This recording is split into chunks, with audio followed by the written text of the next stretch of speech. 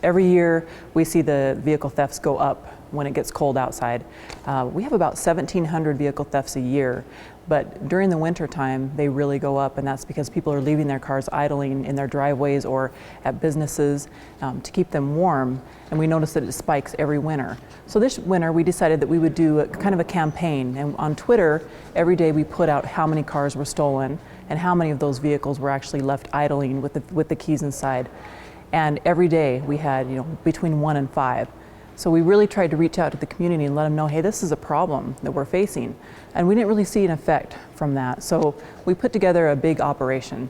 And on January 11th, we went out and we had 50 officers from all the way from administration down to patrol officers. And we went out and we contacted people who left their vehicles running in their driveways or at businesses.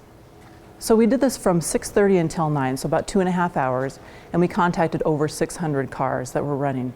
And I gotta tell you, I was really shocked because when I went out there, I took media along with me, and I thought, oh boy, they're gonna ride along and I'm not gonna find any vehicles that are running.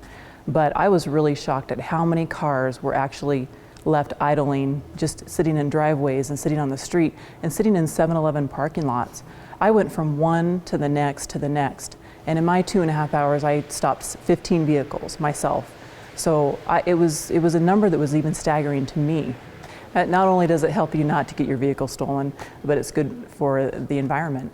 You don't want to leave that vehicle running. In fact, we saw some vehicles that people actually left running and then went in and jumped in the shower and spent 20, 30 minutes with that vehicle idling, which is really bad for the environment.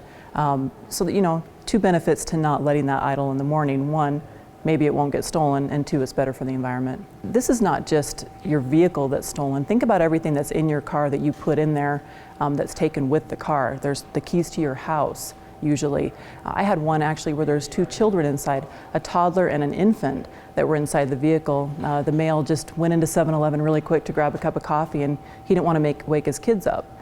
And I understand that, I'm a mother, but it would have been so easy for somebody to get in that car. It was actually unlocked.